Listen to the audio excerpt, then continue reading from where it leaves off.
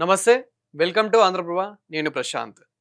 ప్రస్తుతం gold rate ఏ విధంగా ఉంది? చాలా మందికి గోల్డ్ ఇప్పుడు కొనొచ్చా? కొనరాదా? ఎప్పుడు తగ్గుతుంది? ఎప్పుడు పెరుగుతుంది? అని చెప్పేసి ఇలాంటి డౌట్స్ చాలా ఉన్నాయి. సో, ఇవన్నీ పూర్తి వివరాలైతే తెలుసుకుందాం. దీని గురించి అయితే మాట్లాడేందుకు ప్రస్తుతం మనతో పాటు ఫైనాన్షియల్ అడ్వైజర్ గిరిబాబు గారు మనతో పాటు అయితే ఉన్నారు. నమస్తే అండి. నమస్తే అండి. సార్, చాలా మందికి ఇప్పుడు గోల్డ్ కొనాలా? వద్దా? మరి ప్రస్తుతం రేట్ ఏ విధంగా ఉందని చెప్పేసి చాలా డౌట్స్ అయితే ఉన్నాయి. సో, ప్రెజెంట్ ఏ విధంగా ఉంది సార్ గోల్డ్?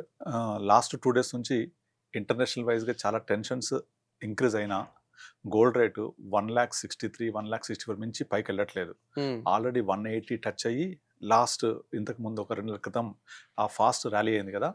అప్పుడు 1,85,000, 86 వరకెళ్ళి 130, 140 సెటిల్ అయిపోయింది. మళ్ళీ రీసెంట్‌గా ఇప్పుడు ఇరాన్ మీద ఇజ్రాయెల్ అండ్ యూఎస్ఏ అటాక్స్ చేసిన తర్వాత మళ్ళీ 130, 140, 35 నుంచి ఒకేసారి 165, 170 దాకా వెళ్ళింది. హ్మ్. అక్కడ నుంచి టెన్షన్స్ రిలీఫ్ అవ్వకపోయినప్పటికీ నెమ్మదిగా 163, 160కి వచ్చింది ఇప్పుడు. సో ఇట్స్ ఇండికేషన్ దట్ ఇంకా ఇంత మించి పైకి వెళ్ళే ఛాన్సెస్ తక్కువ ఉన్నాయి. ఇన్వెస్ట్మెంట్ పరంగా కాకుండా ఒకవేళ కనుక శుభకార్యాలు ఉన్నాయి, ఏదైనా కావాలి కొనుక్కోవాలనుకుంటే హ్మ్.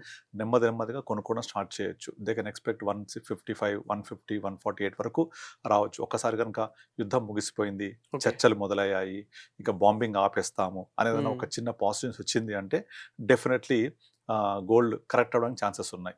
నార్మల్గా గోల్డ్ ఎప్పుడు కూడా అంతర్జాతీయంగా ఎప్పుడైతే అనిశ్చిత పరిస్థితులు ఎవాల్వ్ అవుతాయో వాళ్ళ పెట్టుబడులన్నీ కూడా సేఫెస్ట్ మోడ్లోకి వెళ్ళిపోతూ ఉంటాయి. హ్మ్. గోల్డ్ అనేది అన్నిటికంటే సేఫెస్ట్ ఇన్వెస్ట్మెంట్గా భావిస్తారు పెట్టుబడిదారులు. అంటే మన లోకల్ ఇన్వెస్టర్స్ కాదు, అంతర్జాతీయంగా ఎఫ్ఐఎస్ అని ఉంటారు. అవును. వాళ్ళు ఏంటంటే పెద్ద మొత్తాల్లో ఇన్వెస్ట్ చేస్తూ ఉంటారు. హ్మ్. ఆ ఇన్స్టిట్యూషనల్ ఇన్వెస్టర్స్ ఏం చేస్తారంటే వాళ్ళ యొక్క పెద్ద మొత్తాలంతా కూడా ఏ మాత్రం మార్కెట్స్ తగ్గినా కూడా అది ఇంపాక్ట్ ఎక్కువ ఉంటుంది కనుక వాళ్ళు హెడ్జింగ్ చేస్తుంటారు గోల్డ్ తోటి. ఓకే. కనుక అంతర్జాతీయ పరిస్థితులు మొదలవగానే ఫస్ట్ రేట్ హైక్ గోల్డ్‌లో కనిపిస్తది. బట్ ఇప్పుడు సర్ప్రైజింగ్‌లీ ఇంకా సద్దుమణగపోయినప్పటికీ నెమ్మదిగా గోల్డ్ ప్రైస్ కొంచెం కూల్ అవుతోంది. హ్మ్. మనం 163 ఇప్పుడు నడుస్తుంది స్పాట్‌లో. అవును. సో, ఒక విధంగా చెప్పాలంటే ఇంత టెన్షన్స్ ఉన్నప్పుడు 170, 175 టచ్ అవ్వకుండా కిందికి వైపు అదే వస్తుంది సార్. అంటే కాబట్టి ఇప్పుడు చాలా మందికి డౌట్ ఏంటంటే బయట వార్ నడుస్తుంది. ఆ! అసలే మనకి వేరే వాటి మీద రేట్స్ అనేది ఏ విధంగా పెరిగాయి, ఆ! ఇంపోర్ట్, ఎక్స్‌పోర్ట్ ఏ విధంగా ఆగిపోయాయి అనేది మనం చూస్తూ ఉన్నాం. కరెక్ట్. సో, ఈ మధ్య ఇదే వార్ ఇంకా కొనసాగితే గనక ఈ గోల్డ్ రేట్ అనేది 2,00,000 వరకు గూడా ఎళ్ళొచ్చు అని చెప్పేసి భయపడుతూ ఉన్నారు. సో, అసలు ఏ విధంగా చూడొచ్చు? లేదు. గోల్డ్ 2,00,000 అనేది ఈ మధ్య కాలంలో వెళ్ళే అవకాశం చాలా తక్కువ. హ్మ్. వెళ్ళేదుంటే లాస్ట్ 2, 3 డేస్‌లో వెళ్ళిపోవాలి. అంటే ఓకే. 170, 180, 190 టచ్ అవ్వాలి. కానీ అవ్వలేదు. 2 మంత్స్ ఉన్న సిట్యుయేషన్ కంటే కూడా బెటర్‌గానే ఉంది ఇప్పుడు. 2 మంత్స్ క్రితం అయితే ఇట్లాంటి వాతావరణం లేదు. అవును. కానీ ఇప్పుడు యుద్ధ వాతావరణం చాలా ఇవాల్వ్ అయింది. అయినప్పటికీ గోల్డ్ సిట్యుయేషన్ బెటర్‌గా హ్మ్. ఉండడం అంటే ఇంకొంచెం ప్రైస్ తగ్గింది అప్పటికంటే కూడా. 187 హైయెస్ట్ చూసాము. ఇప్పుడు 163కి వచ్చింది.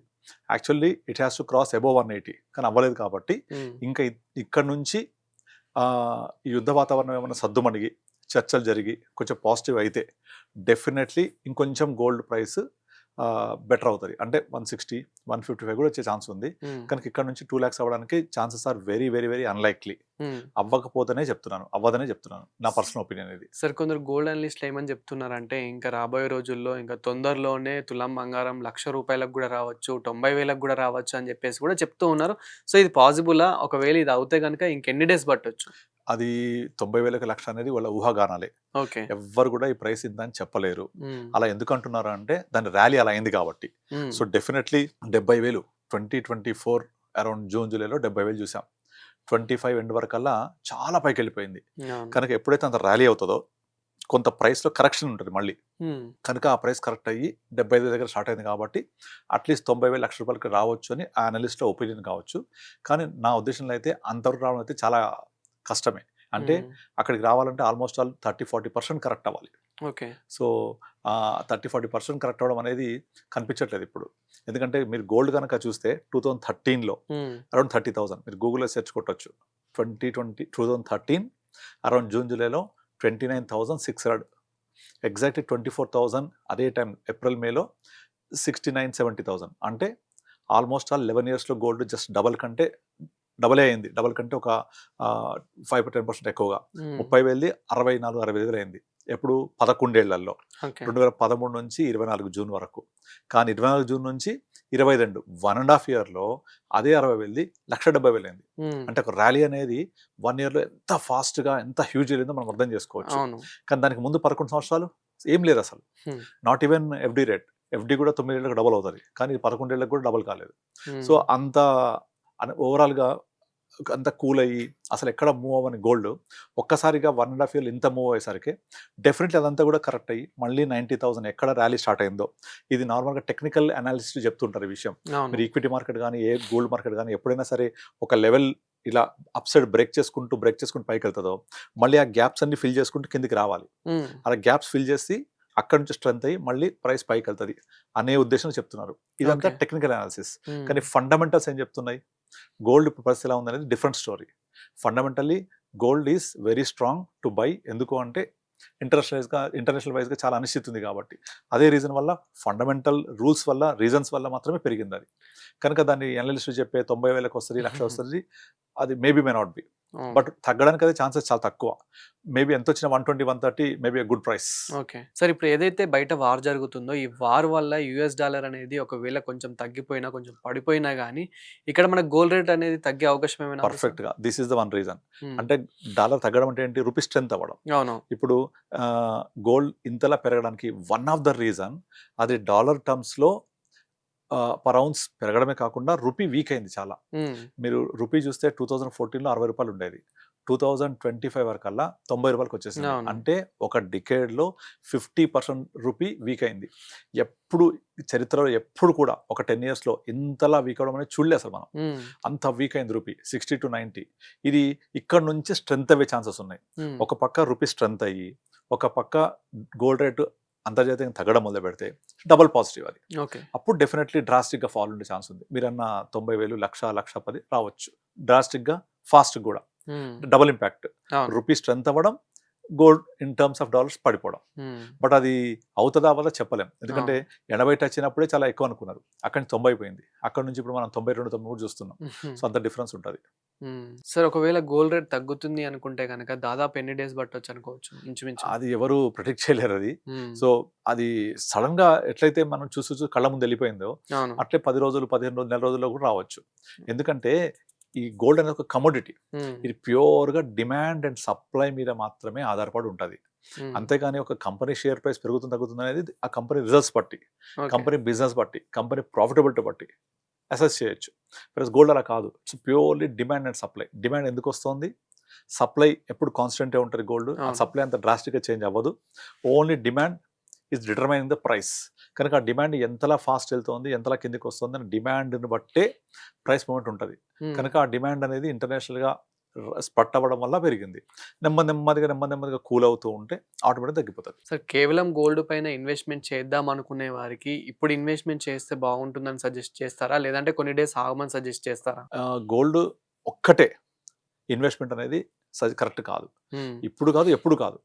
అసెట్ అలొకేషన్ చేసుకోవాలి. అంటే కొంత ఇన్వెస్ట్మెంట్ గోల్డ్లో ఉండాలి, కొంత రియల్ ఎస్టేట్లో ఉండాలి, కొంత ఈక్విటీలో ఉండాలి, కొంత ఫిక్స్డ్ డిపాజిట్లో ఉండాలి ఎమర్జెన్సీ మనీ కోసం. అలా డిఫరెంట్ అసెట్ క్లాసెస్లలో ఇన్వెస్ట్ చేసుకోవాలి. అంతేగాని keeping all eggs in one basket అనేది ఎప్పుడు చేయకూడదు. ఎందుకంటే there is a saying called winners rotate. మీరు కనుక గత 15 సంవత్సరాలలో డిఫరెంట్ అసెట్ క్లాసెస్ తీసుకుంటే ఏ అసెట్ క్లాస్ కూడా 2 ఏళ్ళు మించి టాప్ చైర్లో కూర్చుంది లేదు. సో విన్నర్స్ రొటేట్ అవుతూ ఉంటారు. మీరు లాస్ట్ 2 years చూస్తే equity completely underperform, gold completely outperform. Nobody can say that next 2 years ఏమైద్దో. డెఫినెట్లీ నెక్స్ట్ 2 yearsలో గోల్డ్ ఇంత పర్ఫామ్ చేసే అవకాశాలు ఉండవు. ఈక్విటీ చాలా లో ఉంది కాబట్టి పైకి వెళ్ళే అవకాశాలు చాలా ఉంటాయి. మళ్ళీ సైకిల్ మారిపోద్ది, మళ్ళీ ప్లేస్ చేంజ్ అయిపోద్ది. మీరు అట్లా 10 years తీసుకోండి. గత 10 yearsలో గోల్డ్ ఎప్పుడూ టాప్ చైర్లో లేదు, ఓన్లీ లాస్ట్ 1.5 year తప్ప. అలాగే ఈక్విటీ మీకు 2020 నుంచి ఎట్లా పెరిగింది చూసాం కదా, 4 times పెరిగింది ఈక్విటీ. దగ్గర 7,000 నిఫ్టీ 26,000, 25,000 వెళ్ళిపోయింది. అంటే ఆల్మోస్ట్ 3.5 times పెరిగింది. గోల్డ్ మళ్ళీ లాస్ట్ 11 yearsలో డబుల్ కూడా కాలేదు. సో అట్లాగే సిల్వర్ కూడా, అట్లాగే అదర్ కమోడిటీస్ కూడా. సో ఈ సైకిల్ అనేది మారిపోతూ ఉంటుంది. కనుక విన్నర్స్ రొటేట్ అవుతూ ఉంటారు, సైకిల్ చేంజ్ అవుతూ ఉంటుంది. Last year hero, year zero అవ్వచ్చు. అంతేగాని మనము ఒకే హీరో ఎప్పుడు సినిమా హిట్ అని చెప్పలేము. అలాగే ఎప్పుడు కూడా ఎవ్రీ ఇయర్ కూడా ఒకే అసెట్ క్లాస్ అవుట్ పర్ఫామ్ చేస్తూ వెళ్ళదు. So sir then what about silver sir? అంటే ఇప్పుడు మనకి సిల్వర్ కూడా 4 లక్షలు ఉండే సిల్వర్ కూడా 2,60,000 పడిపోయింది. మళ్ళీ మొన్నటి వరకు 3 లక్షల వరకు వచ్చింది. అయినప్పటికీ మళ్ళీ తగ్గింది. సో అసలు దీన్ని ఎలా చూడొచ్చు సార్? నార్మల్గా సిల్వర్ని మెయిన్గా దాని యొక్క పొటెన్షియల్ టు గ్రో అనే దానికంటే, అంటే సిల్వర్ పొటెన్షియల్గా పెరిగేదానికంటే కూడా స్పెక్యులేషన్ వల్ల చాలా పెరిగింది.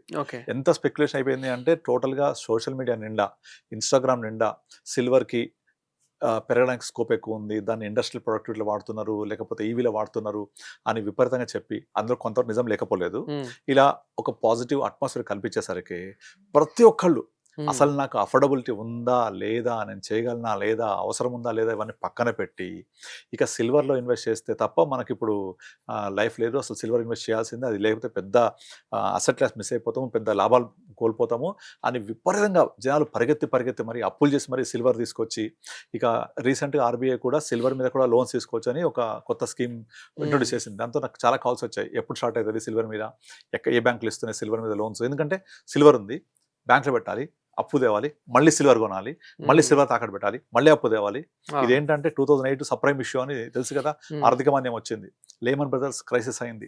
ఆ లేమన్ బ్రదర్స్ క్రైసిస్, ఆర్థిక మాంద్యానికి సబ్‌ప్రైమ్ ఇష్యూకి ఇదే ఆద్యం అనమాట. అప్పుడు సబ్‌ప్రైమ్ ఇష్యూ వచ్చినప్పుడు కూడా ఈ బ్యాంక్స్ ఏం చేశాయి, ఒక దగ్గరికి హోమ్ లోన్ ఇచ్చి, ఆ హోమ్ హ్మ్. లోన్ డాక్యుమెంట్స్ని ఒక దగ్గర స్వాప్ చేసి, మళ్ళీ డబ్బులు తెచ్చి ఇంకొకరికి లోన్ ఇచ్చి, మళ్ళీ అక్కడి నుంచి తీసుకొచ్చి మళ్ళీ ఇంకో లోన్ ఇచ్చి, ఇట్లా ఒక హోమ్ తోటి 10 లోన్స్ క్రియేట్ చేశారు బ్యాంకులు. ఓకే. అదంతా ఒక దగ్గర డిఫాల్ట్ అయ్యేసరికి చైన్ రియాక్షన్ అంతా డిఫాల్ట్ అయిపోయారు. హ్మ్. సేమ్ అట్లాగే జనాలందరూ ఏం చేస్తున్నారు, షాప్కి వెళ్ళిపోయి సిల్వర్ రేట్ ఎంత ఉంది, ఇంత ఉంది కదా, డబ్బులు తీసుకో, నాకు సిల్వర్ వద్దు, హ్మ్. మళ్ళీ పెరిగిన తర్వాత వస్తా, నాకు డబ్బులు ఇచ్చేసాయి, సిల్వరే ఉండదు అక్కడ. అండ్ ఈటీఎఫ్స్ ఎలక్ట్రానిక్ మోడ్లో విపరీతంగా పర్చేజ్ చేశారు. హ్మ్. ఎలక్ట్రానిక్ మోడ్లో అంటే ప్రతి ఎలక్ట్రానిక్ ఈటీఎఫ్లో కొన్నప్పుడు ఒక కొలాటరల్ సిల్వర్ ఉండాలి, అది వాళ్ళు కొలాటరల్ సిల్వర్ కొనే లోపల ఇక్కడ సెల్లింగ్ వచ్చేస్తుంది. అలా విపరీతంగా సెల్లింగ్ రావడం వల్ల సిల్వర్ అట్లా క్రాష్ అయింది. ఎట్లా పెరిగిందో 2 డేస్లో 4,20,000 కాస్త 2.5 lakh వచ్చేసింది. అవును. ఇదంతా కేవలం స్పెక్యులేషన్ వల్ల, ఈ సోషల్ మీడియాలో వచ్చిన మాస్ ఇంటర్ప్రిటేషన్ వల్ల, అంటే ఇలా జరుగుతుంది, ఇలా జరుగుద్ది, ఇలా జరుగుతుంది, ఇలా జరుగుద్ది, సిల్వర్ ఇండస్ట్రియల్ ప్రొడక్టివిటీ పెరిగింది, ఈవీలో పెరిగింది, పలానా రీజన్స్ వల్ల ఇంకెళ్ళిపోద్ది, దొరకదు, పలానా సామ్సంగ్ ఇంతకు ఉంటుంది, వీళ్ళంతకు ఉంటుంది అని చెప్పేసి ఒక హైప్ క్రియేట్ చేసి పడేశారు. హ్మ్. దాంతో విపరీతంగా బయింగ్ వచ్చి ఏమవుతుంది, సప్లైస్ కాన్స్టెంట్, వెన్ అవును. More demand comes price increases. హ్మ్. సడన్గా కొంచెం తగ్గగానే కరెక్షన్ వచ్చినట్టు స్టాప్ లాస్ హిట్ అయిపోతే అందరూ అరే పడిపోతుంది, నేను 4 లక్షలు కొన్నాను కిందకు వచ్చేస్తూ ఉంటారు. అవును. అదే జరిగింది సింపుల్గా. సో, ప్రెజెంట్ పెళ్ళిళ్ళ సీజన్ గాబట్టి, సో, మీ మాటల్లో ఇంకేం జెప్తారు సార్ గోల్డ్ కొనాలి అనుకునే వారికి? పెళ్లిళ్ళ సీజన్లో గోల్డ్ అవసరం అంటే కొనుక్కోవాలి, హ్మ్. సిల్వర్ అవసరం అంటే కొనుక్కోవాలి, దానికి ఎవరు చెప్పాల్సిన అవసరం లేదు. ఓకే. ఇక్కడ ఇన్వెస్ట్మెంట్ గురించి మాట్లాడుతున్నాము, హ్మ్. ఇన్వెస్ట్మెంట్ బిగ్ నో, వద్దు. పెళ్ళిళ్ళు, ఇంట్లో శుభకార్యాలు డెఫినెట్లీ ఎస్, దానికి స్పెక్యులేషన్ చేయకూడదు కదా, అవును. ఆ శుభకార్యం అయిపోతే మళ్ళీ రాదు, హ్మ్. లైఫ్ టైం ఈవెంట్ పెళ్లి అనేది. కానీ 20 తులాలు తీసుకునేవారు అంతే బడ్జెట్ ప్రకారంగా తీసుకోవాలి. నా ఓకే. 20 తులాలు పాత రేట్ ప్రకారంగా ఇంత బడ్జెట్ అనుకుంటే నెంబర్ ఆఫ్ తులాస్ తగ్గిపోతాయి ఇప్పుడు. హ్మ్. అంతే తప్ప సిల్వర్ కొనకుండా, గోల్డ్ కొనకుండా శుభకార్యాలు జరగవు, లైఫ్ టైమ్ ఈవెంట్స్ ఆగిపోతాయి. అవును. కనుక వాటిని ఆపకుండా కంటిన్యూ చేసుకోవాలి. ఇన్వెస్ట్ పరంగా కాకుండా కన్జంప్షన్ పరంగా అయితే ఎప్పటికీ problem. Thank you sir. Thank you అండి.